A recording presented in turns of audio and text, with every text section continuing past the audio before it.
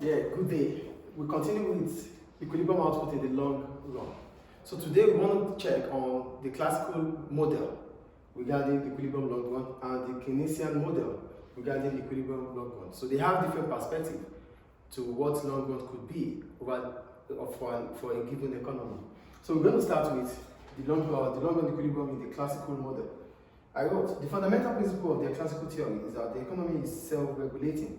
And if the economy is self-regulating, it means that the economy can reach its highest potential if all resources are fully employed. That means it can be whatever it wants to be. So this implies that the economy is always capable of achieving the natural level of real GDP, which is the real GDP that is obtained when all resources are fully employed.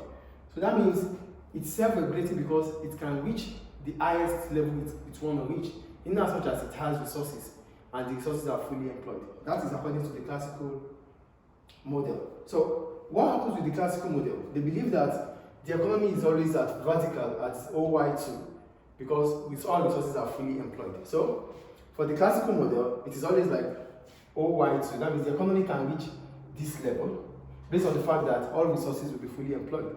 And the employment within the economy is done. So that means there's always OY2 and AD2. That is where the economy can reach. That's why it's vertical at OY2, because there's what we call full employment. So when there's full employment, it means the economy has reached its own potential. So according to classical model, all resources will be used and are fully utilized in the long run. That's for the classical.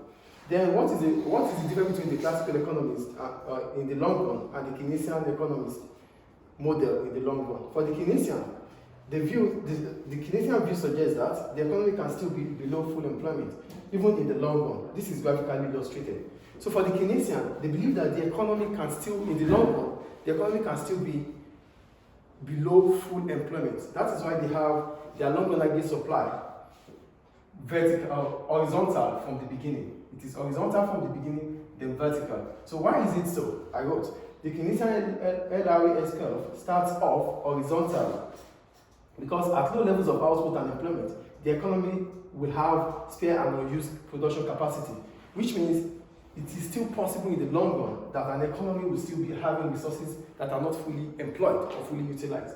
And if this happens, in the long run will remain at OY. So for the Keynesian, they believe that the long run equilibrium will remain at OY1 because there are still unused production capacity within the economy. So that is why it is this way. It is horizontal from the beginning and vertical at the end. So this is about the Keynesian. So what does this really imply? Why do they say, why is it going to be at OY1? It's going to be at OY1 because wages might not fall when there's unemployment. So it means that for the classical, they believe that with full employment in the economy, wages become flexible. But for the Keynesian, they felt that their own view is that there are still unused resources within the economy. And if there are unused resources within the economy, it means there's still unemployment within the economy. And if there's unemployment within the economy, there's no possibility that the wage rate would rise because there's unemployment. And if it's unemployment will bring about a fall in the wage rate. And if an increase in employment rate will bring about a rise in the wage rate. So that is their own view, that when there's unemployment within the economy, it is difficult to adjust wage rate higher than what it used to be. That is for the Keynesian. So what makes them different? So that takes us to the key argument between the classical model and the Keynesian model. So the argument is just on the extent to which workers react to unemployment by accepting real wage cuts. So the argument about them is how wage is flexible over a period of time. The Keynesian believe that there's no flexibility in wages because wage rates will not increase if there are still unused resources within the economy, which means there's still unemployment. But for the classical model, they believe that all resources will be fully utilized and employment will be at its full capacity, which means there's going to be real output at OY2. So that means wage can be flexible.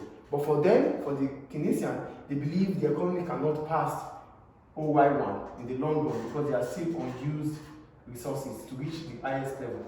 So that's the difference between classical and Keynesian model. Thank you.